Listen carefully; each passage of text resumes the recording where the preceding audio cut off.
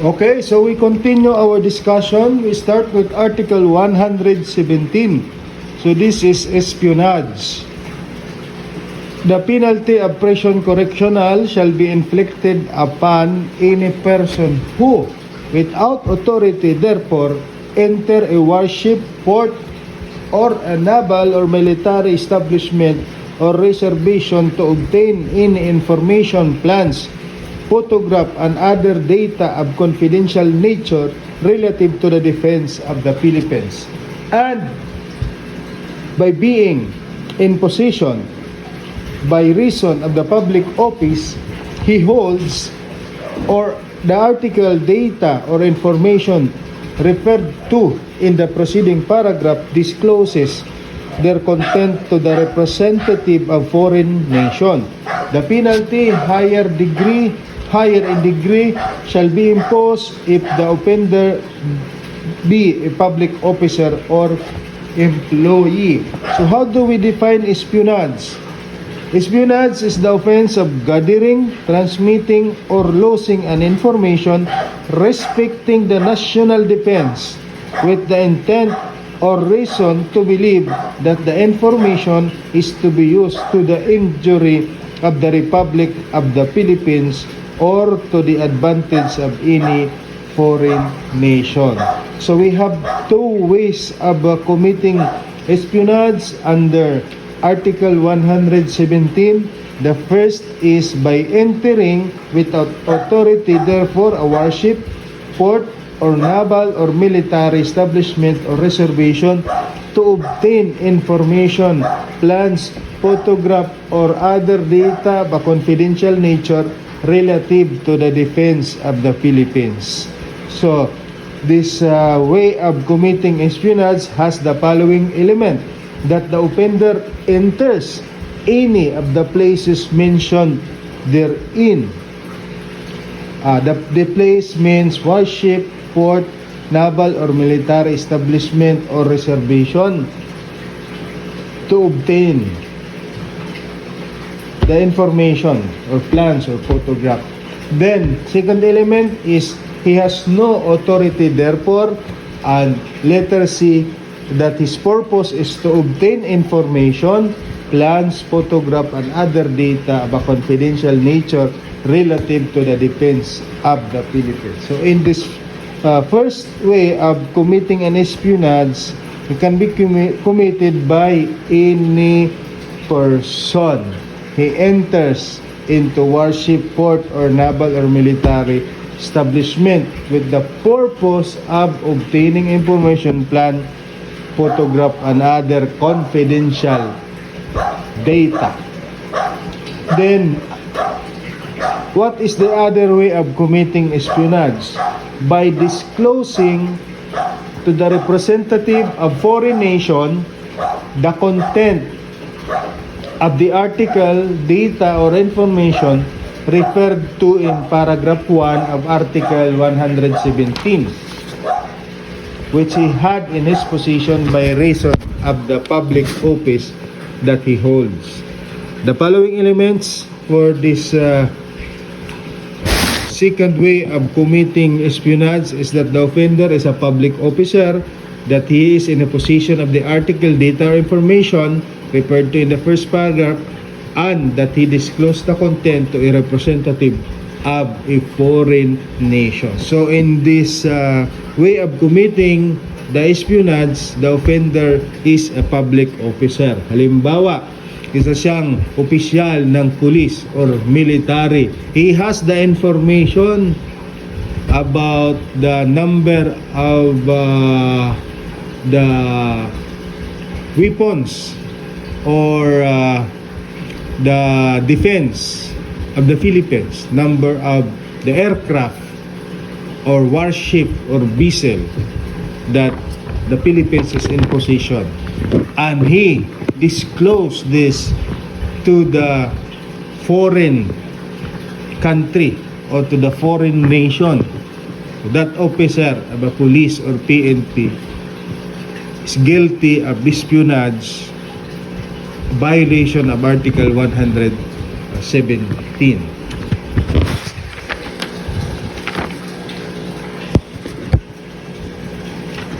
Then we go to section 2, provoking war and disloyalty in case of war.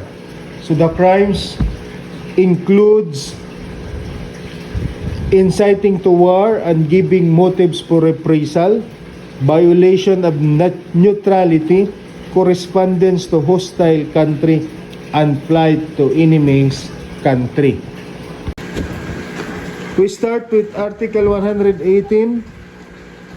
This is the crime of inciting to war or giving motives for reprisals. The penalty of reclusion temporal shall be imposed upon any public officer or employee, and that prison mayor upon any private individual who by unlawful or unauthorized act provokes or give occasion for a war involving or liable to involve Philippine Island or expose Filipino citizens to reprisal on their persons or property. What are the elements for this crime? That the offender performs unlawful or unauthorized act, that such act provoke or give occasion for a war involving or liable to involve Philippines or to expose Filipino citizens to reprisals on their persons or property. So example for this is that the public destruction of flag or seal of a foreign country, or the public manifestation of hostility to the head or to the ambassador of another state. So halimbawa, pagsunog ng flag ng ibang bansa ginawa ng isang Filipino citizen, and that Filipino citizen can influence others, or he has the authority and he performs such an unauthorized act which would provoke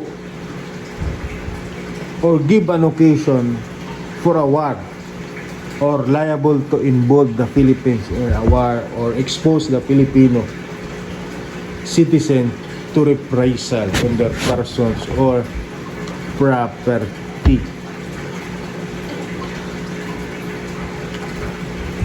This crime may be committed in time of peace. Then Article 119, we have the violation of neutrality. The penalty of prison correctional shall be inflicted upon anyone who, on the occasion of war in which the government is not involved, violates any regulation issued by a competent authority for the purpose of enforcing neutrality. So in this crime, the government is not at war, but there are two countries who is at war, and there is a regulation issued by competent authority to stay neutral. So what are the elements? That there is war in which the Philippines is not involved. So mayroong naggigera na dalawang bansa pero hindi naman kasali ang Pilipinas. That there is a regulation issued by a competent authority for the purpose of enforcing neutrality. At nag-issue yung ating government that we should remain neutral. Wala tayong papanigan sa dalawang bansa na nag-aaway o naglalaban. That the offender violates that such regulation.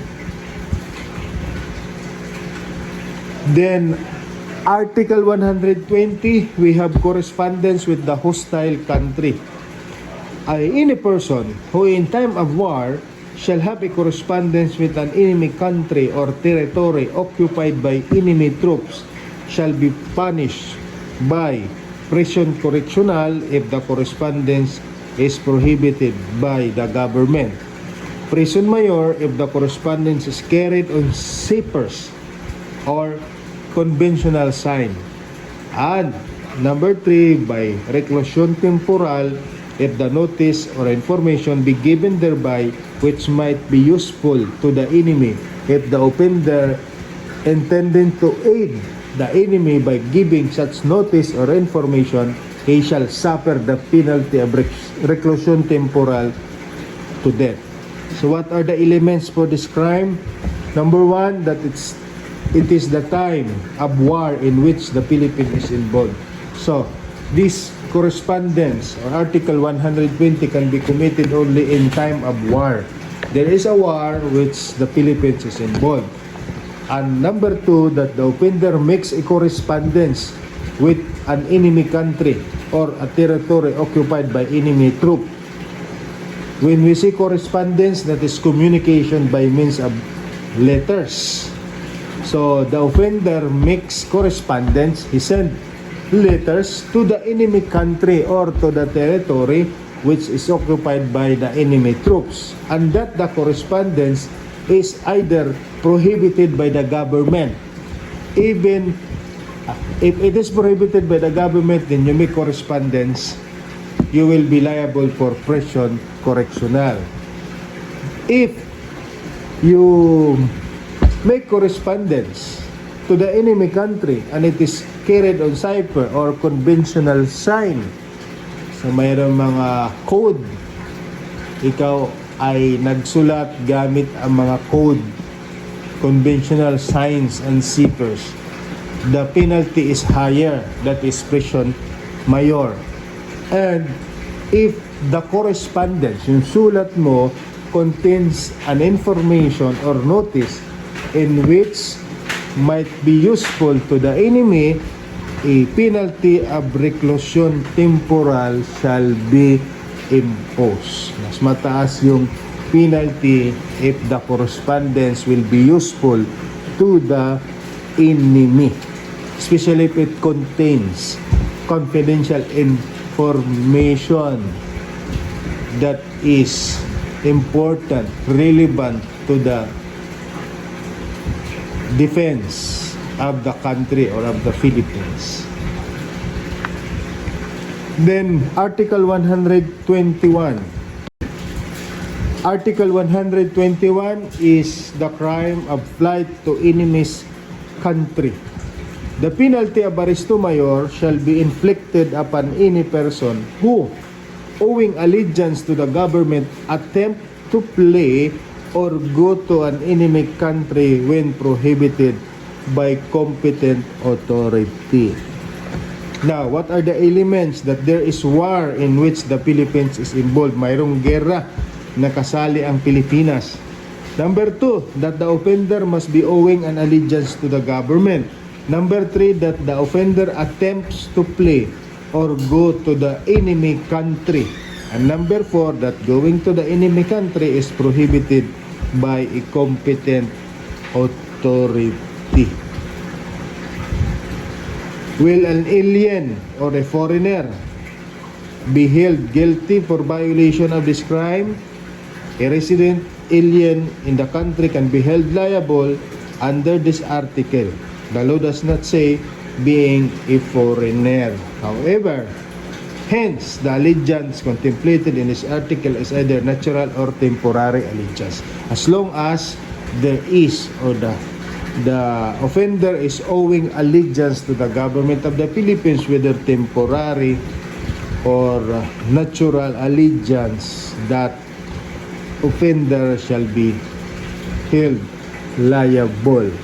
Remember that only mere attempt to go to the enemy country consummates the crime, even only the attempt. Okay.